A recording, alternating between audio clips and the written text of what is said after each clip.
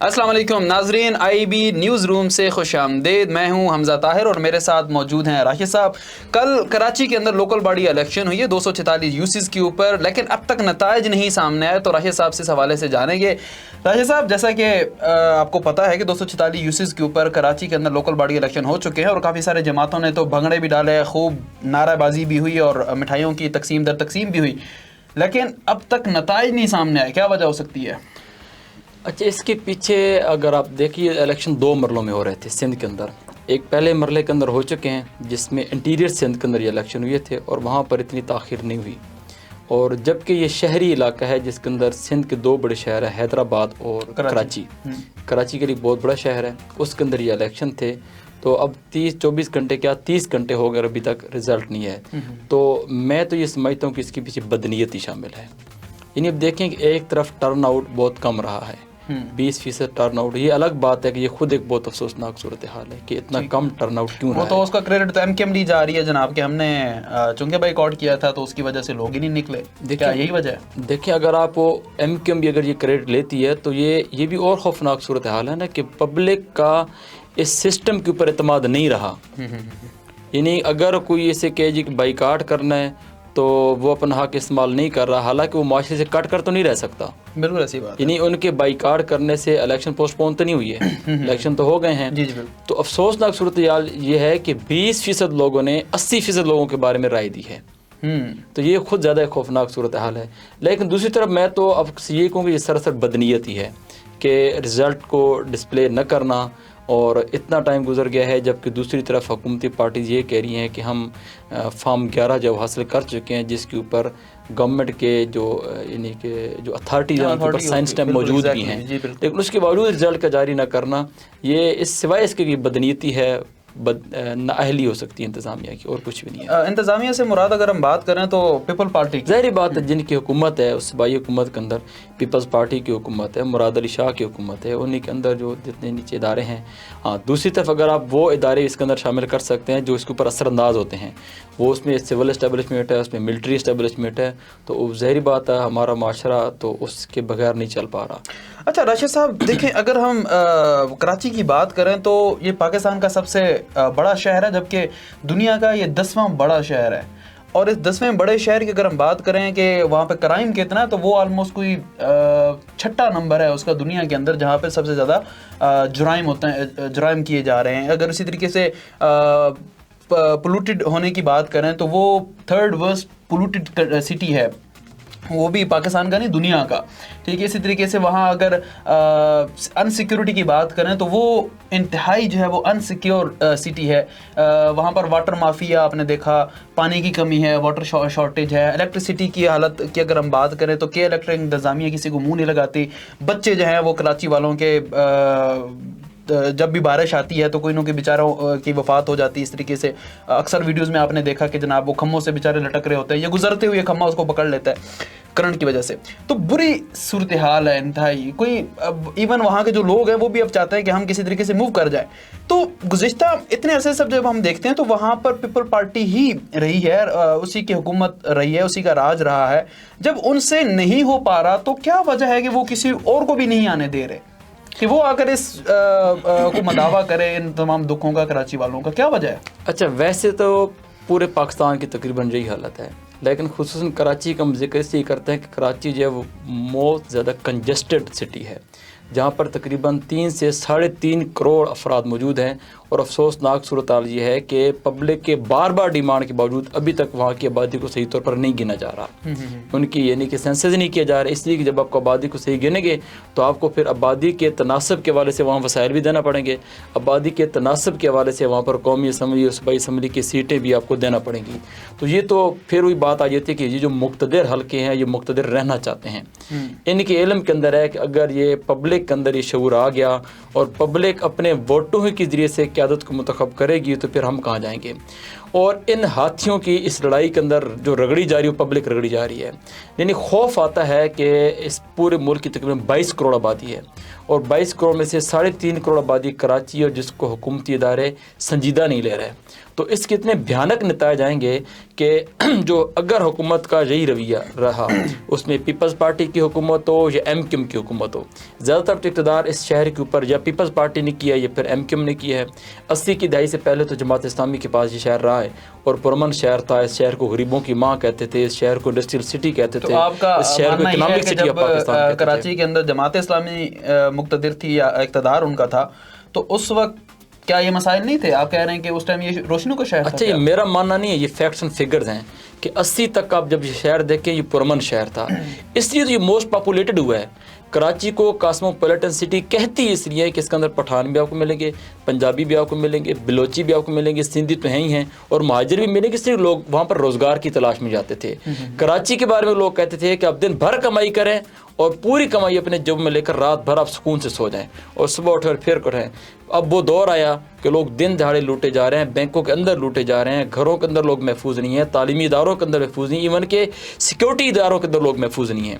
تو یہ خوفناک صورتحال ہے۔ اگر حکومت نے اس کو سنجیدہ نہ لیا تو یہ خود حکومت کے لیے بہت بڑا یعنی بد انجامی کا تو ذریعہ حکومت تو خود نہیں کرنا چاہ رہی، تو میرے خیال میں یہ ہمیں ریکویسٹ شاید مقتدر حلقوں سے بھی کرنا چاہیے کہ جو اپنے آپ کو والی وارث سمجھتے ہیں اس ملک کا۔ خیر کیا ہوگا؟ جماعت اسلامی بڑی ابھر کر آئی اس الیکشن کے اندر، ہم نے دیکھا نعیم الرحمان صاحب نے بڑی بہترین طریقے سے سوشل میڈیا کو اوور کم کیا، مین اسٹریم میڈیا کے اوپر بھی بہت اچھی کمپین چلائی اور ڈور ٹو ڈور بھی کمپینز ان کی چلتی رہی، دن رات کارکنان نے بڑا اچھی طریقے سے کام کیا، اور اب الیکشنز بھی بہتر طریقے سے ہو گئے، اور انہی کے بار بار عدالت جانے کی وجہ سے ہوئی ہے یا الیکشن کمیشن کے چکر لگانے کی وجہ سے ہو پائے ہیں۔ تو کیا ہوگا؟ مستقبل کیا ہے؟ وہ تو یہ کلیم کر رہے ہیں کہ ہمارے پاس 104 یوسیز کے دستخط شدہ ریکارڈ موجود ہے، جس کو فارم 11 کہا جاتا ہے، جس کے اوپر مینشن ہوتا ہے کہ کس نے کتنے ووٹ لیے اور وکٹری یا وکٹوریس کون ہے۔ کیا ہوگا؟ مستقبل کیا ہے؟ نبی صاحب کی کیا پالیسی ہو سکتی ہے؟ یا اس طرح تو وہ نہیں چھوڑیں گے، تو ہوگا کیا؟ مطلب حکومت تو ہے وہ ماننے کو تیار نہیں ہے، الیکشن کمیشن کی کہیں اتھارٹی نظر نہیں آ رہی، کہیں اس کے ریٹن نظر نہیں آ رہی، تو کون کرے گا؟ کون آ کے چیزوں کو سنبھالے گا؟ یہ مستقبل کیا ہوگا؟ لیکن نو ڈاؤٹ کہ انجینئر حافظ نعیم الرحمان نے بہت اچھی کمپین چلائی اور مسلسل جدوجہد کی ہے۔ یعنی ہم نے دیکھا کہ نادرہ کا مسئلہ ہو تو انہوں نے اس کو ٹیک اوور کیا، کہ الیکٹرک کا مسئلہ ہو تو اس نے ان کو ٹیک اوور کیا، نسلہ ٹاور کا ایشو ہو تو اس کو انہوں نے ٹیک اوور کیا، ایون کہ بحریہ ٹاؤن ملک ریاض جو کہ نہ صرف پولیٹیشین کو پرچیز کر لیتے ہیں، جرنیلوں کو بھی خرید لیتے ہیں، ججز کو بھی خرید لیتے ہیں، جہاں جاتے ہیں وہاں کے بڑے بڑے یعنی کہ جو رکاوٹیں انہیں کو خرید لیتے ہیں، ٹھیک ہے۔ تو وہ بندہ حافظ نعیم الرحمان کے پاس چل کر گیا اور اس بندے سے لوگوں کے نہ صرف کروڑوں بلکہ اربوں روپے کے جو واجبات تھے وہ لوگوں کو ادا کر کے دیے، اور بلوں کا مسئلہ تھا۔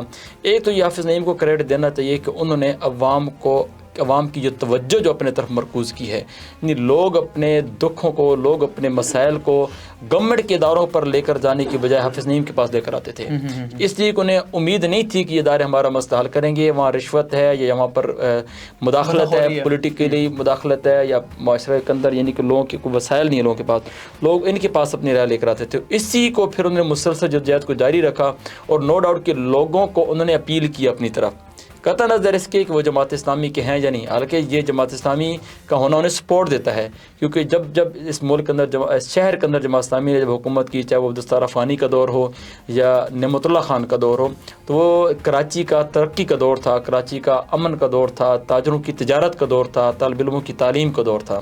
تو جب ان سے یہ چھینا گیا کراچی کو، تو اس کے بعد ظاہر بات یہ دہشت گردی اس کی علامت بن گئی، پتہ خوری اس شہر کی علامت بن گئی، بوری بند لاش کا کلچر اس شہر کی علامت بن گئی، اور پورے آپ نے دیکھا کہ پورے شپس جو ہے نا وہ غائب ہوئی اور شہر کے اندر اسلحے کا کلچر عام کیا گیا۔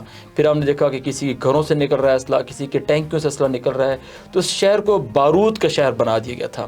اب دوبارہ کراچی انگڑائی لے رہا ہے اور کراچی اپنی اصل کی طرف لوٹ رہا ہے، تو یہ ایک طرف میں بتاؤں اس میں مایوس ہونے کی ضرورت نہیں ہے، یہ ایک طرف بہت بڑی بیداری ہے کہ لوگوں کا باوجود اس کے کہ میڈیا ہے ایک طرف ہے، مقتدر قوتیں ایک طرف ہیں، ان ساری چیزوں کو قطع نظر کرتی ہے پبلک نے حافظ نعیم کی اپیل کی طرف توجہ دی اور ان کو یعنی ان سے امیدیں وابستہ کی.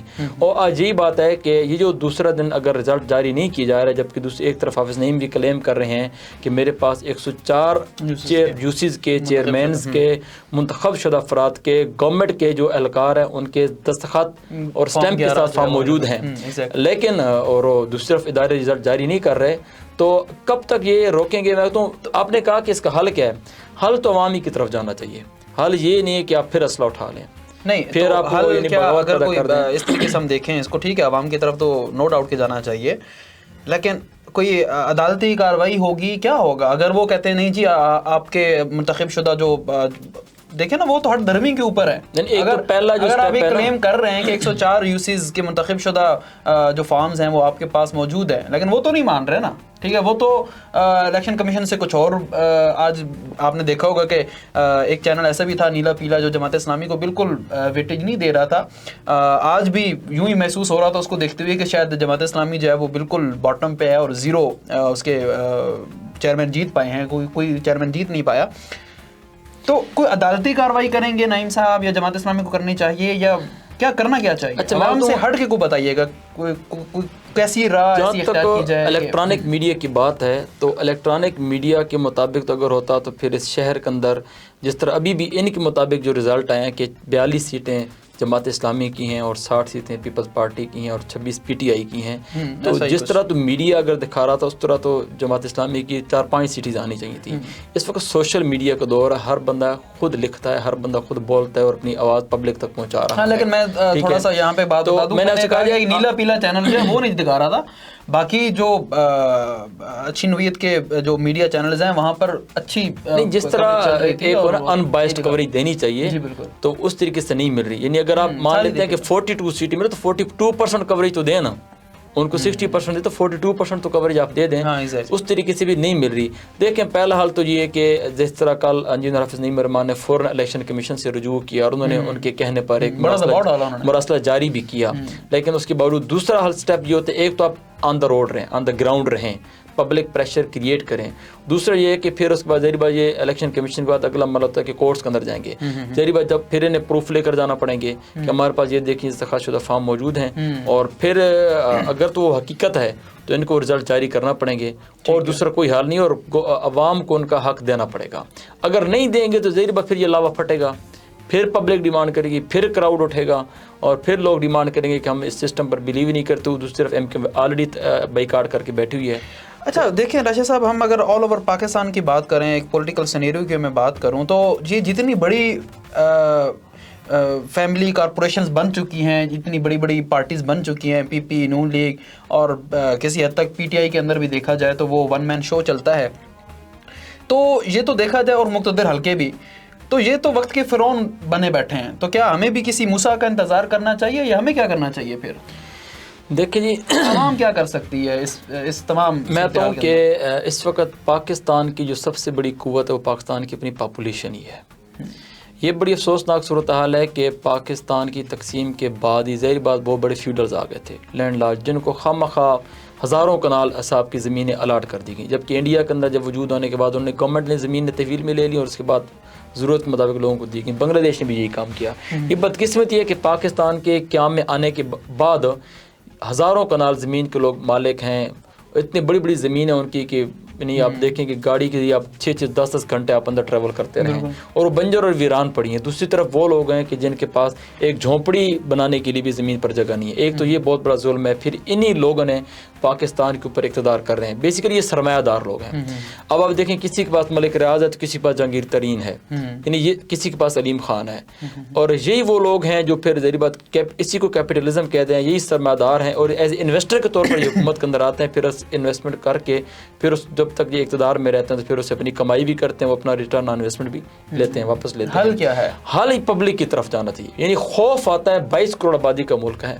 تو آپ سمجھ رہے ہیں اگر ان کو ہوش آ گیا، اگر یہ ہوش آ گیا تو میں بڈو توڑ گیا کل رات کو، تو اگر یہ عوام بھی اٹھ جاتی ہے تو کیا ہوگا؟ اگر یہ شعور آ گیا اور گورنمنٹ نے اس شعور کو اہمیت نہ دی تو آپ کی جو دنیا کی مضبوط ترین آرمی ہے وہ بھی اس کو نہیں روک پائے گی. 22 करोड़ आबादी का मुल्क है, अगर 1 करोड़ भी उठ गया ना, 1 करोड़ लोग भी उठ गए तो ये खसो खाशाक की तरह उनको भाग कर ले जाएंगे। तो कबल इसके कि जो लोग उठें और माशरा डिवेल्प होने के बजाय फिर माशरा यानी कि अफ़गानिस्तान बन जाए, फिर वो यानी कि अफ्रीका बन जाए और लोग आपस में गत्थम गुत्था हो जाएं, वो तो अच्छी बात नहीं है, अल्लाह ना करे कि वो दिन आएँ। लेकिन ये है कि आप इन्हीं लोगों को उनका हक़ दें और इन्हीं पब्लिक के अंदर से लीडर बनकर आए, जिस तरह के हाफिज़ नहीं बनकर आया, जिस तरह की गवादर के अंदर हिदायतुर्रहमान बिलोच बनकर आया है। वो किसी जागीरदार की पैदावार नहीं है, किसी मिलिट्री के गमले के अंदर बना हुआ बंदा नहीं है, वो तो पब्लिक के अंदर से निकला है, ठीक है। और यही तो लीडरशिप होती है। यानी जमहूरियत किसे कहते हैं? Government of the people, by the people, for the people, जो लोगों ही में से बनी हो, लोगों के लिए बनी हो। तो जब इस आप पब्लिक को ग्रो करने दें, लीडर बनने दें, जब आप खुद ऊपर से प्लांट करेंगे ना तो फिर पब्लिक उसको हजम नहीं करेगी, उसको यानी आप कहेंगे वॉमिटिंग करके फेंक देगी और फिर लोग इस सिस्टम पर एतमाद भी नहीं करेंगे। बिल्कुल, थैंक यू सो मच जी। नाजरीन, आपने लोकल बॉडी इलेक्शन के ऊपर और ऑल ओवर पाकिस्तान के पॉलिटिकल सिनेरियो के अंदर राशिद साहब की गुफ्तगू मुलाहिजा फरमाई। अपने मेज़बान हमज़ा ताहिर को इजाज़त दीजिए। अल्लाह हाफ़िज़।